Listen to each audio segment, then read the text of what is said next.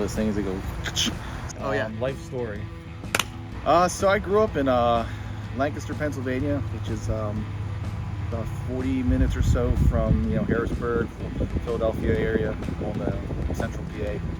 I grew up in Erie, Pennsylvania, technically Harbor Creek, which is a suburb of Erie, right off Lake Erie, a place full of grape vineyards and little to no hope. No, I'm kidding.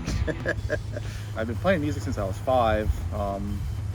Started on the violin actually when I was 5, and then actually started playing saxophone. My dad was really into jazz and listened to a lot of Coltrane and Charlie Parker growing up.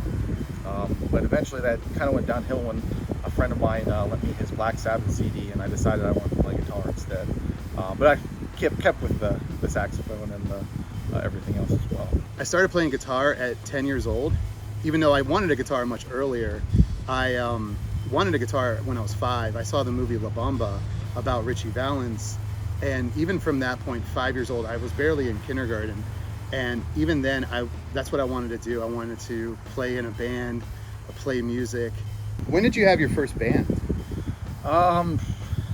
Sometime in middle school, I think. Probably around the same time I started playing. We were actually terrible.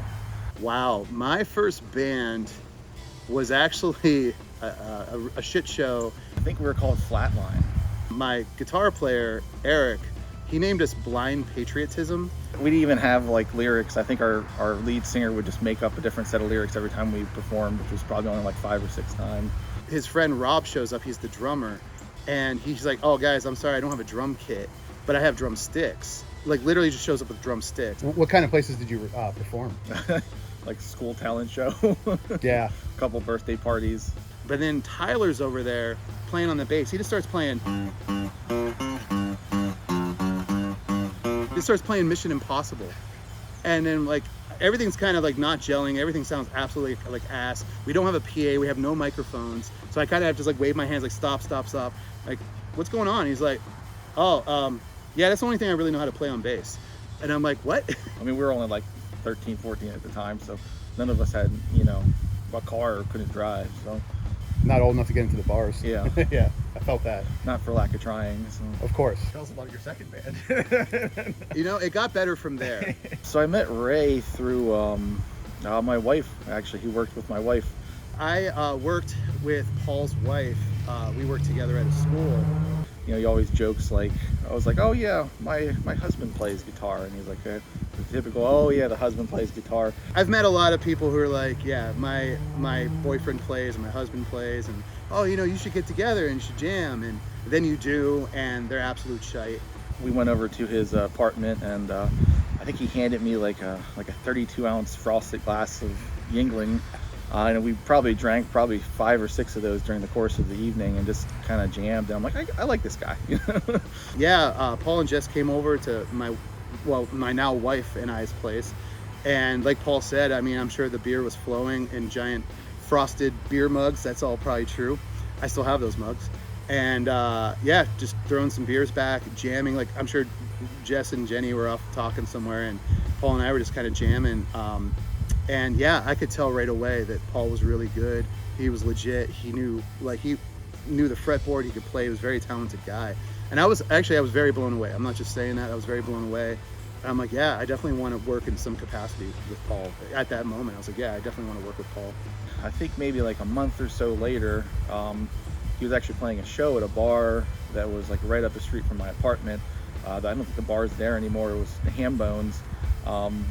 And he was playing with 2 other guys that he knew from college, a drummer and a saxophone player. And I was like, hey, I'm right down the street. I could just grab my bass if you guys just want to sit in if you need a bass player.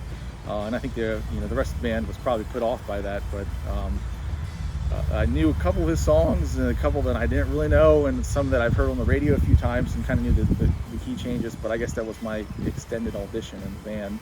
But yeah, we all kind of just got together. It was my solo show, but I'm like, screw it, I'm gonna have a band show.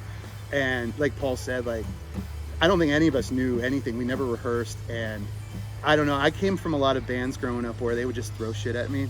They're like, hey Ray, you know this, right? And I'm like, sure, you know. And that's kind of, I passed that down, you know, inadvertently. I kind of passed that down to these guys, and I would always be like, all right, you ready? It's key of A, let's go. And I'm just like, we just go for it. And actually, I thought it was a good show. We played well together, and that was the start of that. And yeah, we ended up, you know, playing together. There was an ill-fated album attempt. We played on the radio. We played at some of the bigger venues, and then yeah, I mean, it's just hard. It's hard, always hard to keep bands together. When you're a musician, you almost need to play. You know, it's almost like a compulsion. You really can't understand or explain. I had started, you know, kind of writing some stuff just on the side. I had, you know, stuff from years ago that I'd written and never really shared with anybody. And I think the one time the other two guys couldn't make it, and Ray's just like, fuck it, you know, I'll come over. You know, we can just jam together. And it just sort of kicked it off from there. Yeah, Paul's like, hey, why don't we just jam together?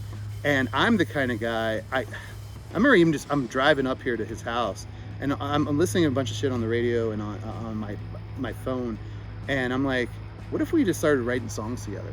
I think that's kind of what I was just like, you know, it would be really fun to maybe write an album with Paul and just write stuff and let's see where that goes. And yeah, and then that's when he kind of showed me some of the stuff he had written.